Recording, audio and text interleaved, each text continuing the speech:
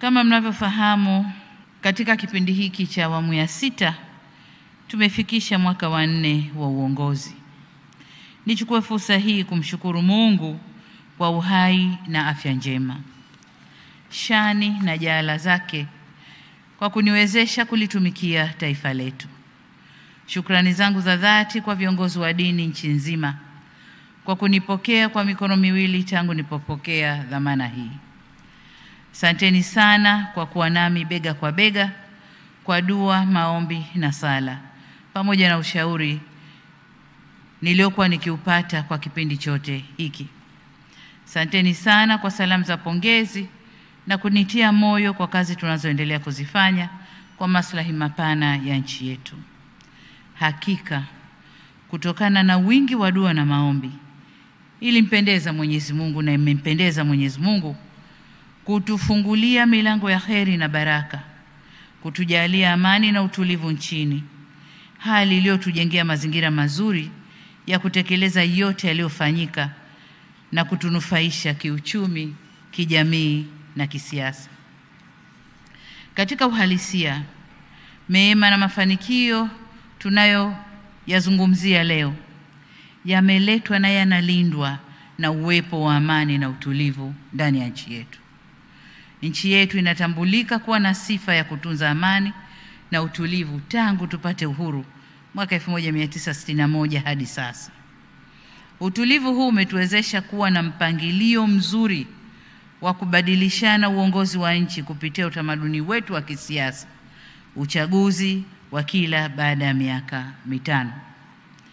Kwa namna ya kipekee, nataka niwashukuru viongozi wa dini nchini kwa kuendelea kuwa walinzi imara wa amani yetu.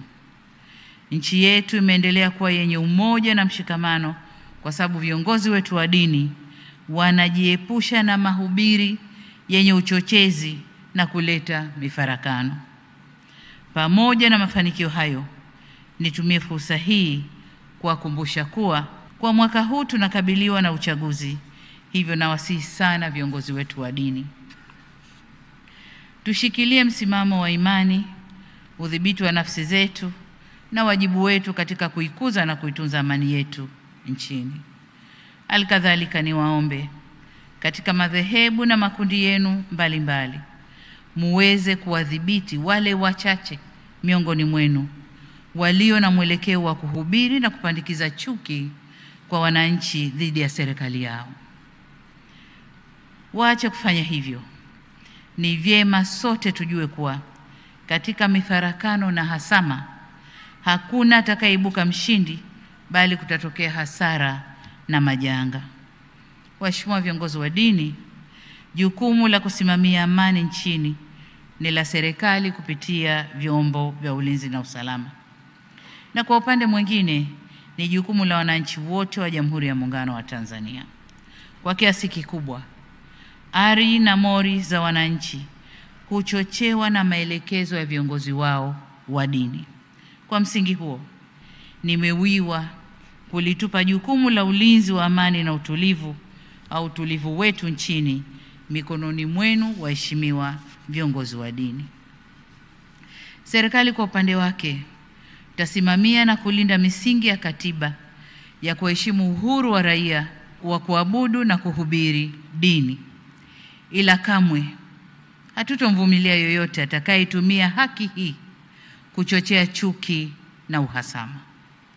Tumeapa kulinda haki na utu wa kila Mtanzania, hivyo hatutosita kufanya wajibu wetu bila woga. Waswahili husema chelea mwana kulia basi hulia yeye. Kwa nasi hatuko tayari kulia sisi na tukamwacha mwana atovuke. Mwana yoyote atakayetovuka tashughulika naye ili kulinda wengi wasilie. Hatutafanya ajizi ya kutokushughulika na wavunjifu wa amani na wachochezi wa vurugu. Waheshimiwa viongozi wa dini, najua mnajiuliza kwa nini nimechukua muda kuweka mkazo kuhusu kulinda amani na mshikamano kwa Watanzania. Nimefanya hivi ili kutoa indhari kwa dini ibaki kwenye majukumu yake ya msingi ya kulea waumini kiroho na kimaadili kuendana na misingi ya dini zao. Ila kamwe viongozi wetu wa dini wasidandie ajenda au vishawishi vya kisiasa na kuweza kuvuruga nchi yetu. Badala yake, viriri au majukwaa ya ibada yatumike kwa ibada, yasitumike na wanasiasa kufanyia propaganda zao.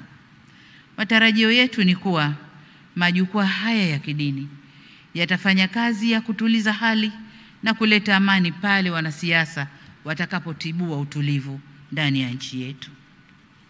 Hii ni TV Iman Tanzania. Elimu bila mipaka.